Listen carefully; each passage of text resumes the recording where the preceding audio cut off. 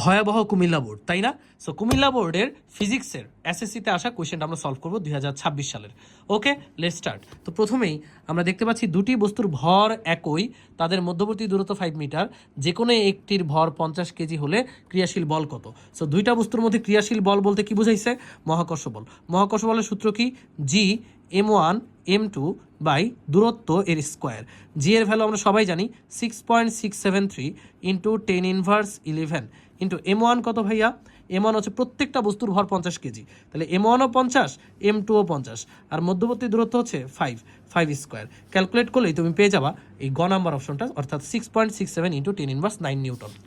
ওকে, পরবর্তী কোয়েশনে যাওয়ার আগে একটু বলি, এই ক্লাসগুলো কিন্তু তোমরা ইয়াসিন ভাই ইউটিউব চ্যানেলও পেয়ে যাবা, সিকিউ সলভিং ক্লাস সহ। তো পরবর্তী 2 নম্বর কোয়েশন, হৃৎপিণ্ডের স্পন্দন কোন ধরনের গতি? ভাইয়া হৃৎপিণ্ড এই যে এইভাবে সংকোচন প্রসারণ সংকোচন প্রসারণ সংকোচন প্রসারণ হয়, অর্থাৎ যদি একটা স্প্রিংয়ের সাথে এর গতি তুলনা করো, স্প্রিং যেমন আপস অ্যান্ড ডাউনস করে, অর্থাৎ উপর নিচে মুভ করে, হৃৎপিণ্ডটাও কিন্তু ঠিক একই রকমভাবে সংকোচন প্রসারণ হয়। সো স্প্রিংয়ের গতি কিন্তু পর্যাবৃত্ত গতি এবং স্পন্দন গতি, সো হৃৎপিণ্ডের গতিটাও হচ্ছে পর্যাবৃত্ত এবং স্পন্দন গতি। সো যেহেতু এখানে পর্যাবৃত্ত অপশন আছে, পর্যাবৃত্ত দাগাইলাম। যদি স্পন্দন গতি অপশন থাকতো তাহলে সবার আগে আমরা স্পন্দন দাগাইতাম। কোন রশ্মির বিকিরণ করার সময় দুর্বল নিউক্লিয় বল আবিষ্কৃত হয়?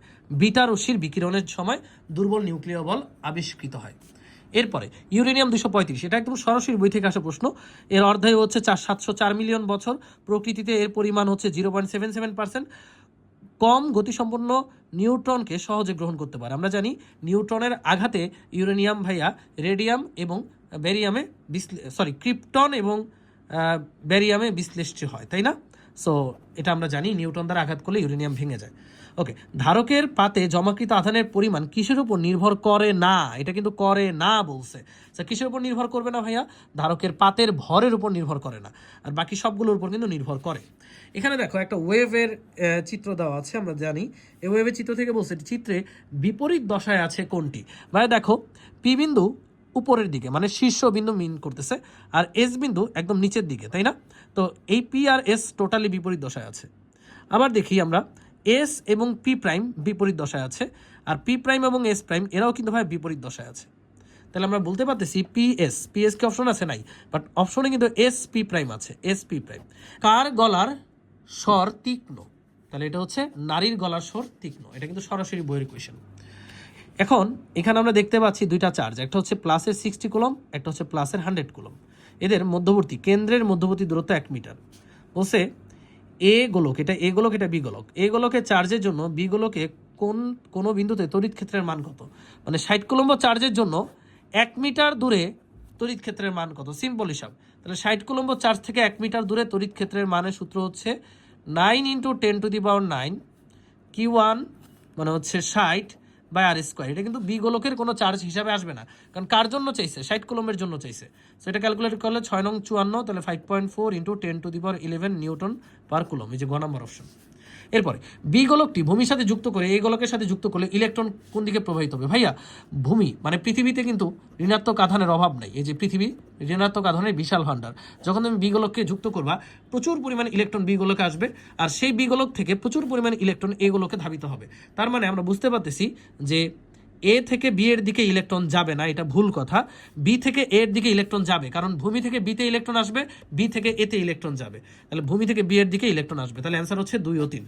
এরপরে দেখো 10 নম্বর কোয়েশ্চেনটা, কারা দেখান চৌম্বক ক্ষেত্র পরিবর্তন করে বিদ্যুৎ তৈরি করা যায়? এটা হচ্ছে ফ্যারাডে এবং হেনরি। ফ্যারাডের তড়িৎচুম্বকীয় আবেশের সূত্র আছে, এটা এইচএসসি তুললেও পাবা, অর্থাৎ চৌম্বক ক্ষেত্রে চেঞ্জ করে বিদ্যুতের তৈরি করা যায়। কোন বলের কারণে গ্যালাক্সির ভিতর নক্ষত্ররা ঘুরপাক খায়? মহাকর্ষ বলের কারণে। কারণ আমরা জানি পৃথিবী সূর্যের চারদিকে ঘুরছে, চাঁদ পৃথিবীর চারদিকে ঘুরছে, এগুলো সবই মহাকর্ষ বলের কারণেই সম্ভব। ওকে, নেক্সট কোয়েশ্চেনে যাই আমরা। 12 নম্বর, নিচের কোনটি নবায়নযোগ্য শক্তি? ভাইয়া নবায়নযোগ্য শক্তি মানে যার উৎস ভাইয়া যার পরিমাণ অফুরন্ত, যেটা ফুরাবে না বা নতুন করে নবায়ন করা যায়, যেমন হচ্ছে জিওথার্মাল নবায়নযোগ্য শক্তি, বায়োমাস নবায়নযোগ্য শক্তি, বা তেল গ্যাস কয়লা এগুলো কিন্তু অনবায়নযোগ্য শক্তি। এবার কিন্তু ঢাকা বোর্ডেও কিন্তু এরকম একটা কোয়েশ্চেন আসছিল, নিচের কোনটি সঠিক? এটা খুবই সহজ, a = v-u/t। ত্বরণ হচ্ছে বেগের পরিবর্তনের হার। 100 সেন্টিমিটার লম্বা সুতা দিয়ে, তাহলে সুতার দৈর্ঘ্য হচ্ছে l এবং বস্তুর ভর হচ্ছে m, ঝুলিয়ে দেওয়া হলো। দোলনকাল কত? আমরা জানি দোলনকাল ভরের উপর নির্ভর করে না, ঝুলন্ত বস্তুর ভরের উপর নির্ভর করে না, দোলনকাল হচ্ছে 2π√L/g। এল এর মান 100 সেন্টিমিটার অর্থাৎ 1 মিটার বসাবা, জি এর মান 9.8 বসাবা, তাহলে তুমি দোলনকালের মানটা পেয়ে যাবা এবং কাছাকাছি মান 2.01 আসবে। এবার দেখো এটা হচ্ছে একটা সমতল পৃষ্ঠ, তাই না, মানে হচ্ছে একদম মসৃণ পৃষ্ঠ। এখানে আলো যেই কোণে আপতিত হবে সেই কোণেই প্রতিফলিত হবে। টোটাল কোণ 120 হলে এর অর্ধেক কোণ কত, 60 ডিগ্রি। তাহলে আপতন কোণ 60 ডিগ্রি, প্রতিফলন কোণ 60 ডিগ্রি, এই যে দেওয়া আছে। এবং নিচের কোণটি বিদ্যুৎ অপরিবাহী, ভাই প্লাস্টিক বিদ্যুৎ পরিবহন করে না, বাকি সবাই ধাতু, তার মানে পরিবাহী। নিচের কোণগুলো ভেক্টর রাশি, ভাই ভেক্টর রাশি আমি একটা ছন্দ তোমাদেরকে শিখাইছি, ভবে সব প্রিয়তম ভাসে টুনির তিতা প্রেমে, ভাসে টুনির তিতা প্রেমে। এই ছন্দটা জেনে থাকলে তুমি বুঝে ফেলবা এই ছন্দের মধ্যে যে ওয়ার্ডগুলো আছে এগুলো সবই ভেক্টর রাশি, যেমন ভরবেগ, বেগ, স্মরণ, বল, ত্বরণ, মন্দন, প্রাবল্য, ভ্রামক, তড়িৎ তীব্রতা, তারপর মহাকর্ষীয় প্রাবল্য, এগুলো সবই ভাইয়া ভেক্টর রাশি। ওকে, এটা ছন্দ। সো এখানে দেখতে পাচ্ছি তড়িৎ ক্ষেত্র মানেই তড়িৎ তীব্রতা, আর হচ্ছে ভরবেগ, দুইটাই কি ভাই ভেক্টর রাশি। আচ্ছা, এরপরে 10 কিলোওয়াট ক্ষমতার একটা ইঞ্জিন থেকে লভ্য কার্যকর ক্ষমতা, তার মানে কার্যকর ক্ষমতা মানে এটা আউটপুট ভাইয়া, পি আউটপুট হচ্ছে 5000 ওয়াট, আর 10 কিলোওয়াট মানে 10,000 ওয়াট, এটা হচ্ছে ইনপুট হচ্ছে 10,000 ওয়াট। ওকে, তাহলে আমার কর্মদক্ষতা কত, আউটপুট বাই ইনপুট ইন্টু 100%, 5,000কে 10,000 দ্বারা ভাগ করবা, ইন্টু 100% দ্বারা গুণ দিলে 50% আসে। জগদীশ চন্দ্র বসু বোসবিজ্ঞান মন্দির প্রতিষ্ঠা করে কত সালে ভুলে গেছি, যাই হোক। Response in the living and non living গ্রন্থটি রচনা করে, ইয়াস এটাও সত্য। এবং ক্রেস্কোগ্রাফ আবিষ্কার করেন, এটাও সত্য। তাহলে প্রশ্ন উত্তর হচ্ছে 1, 2 ও 3।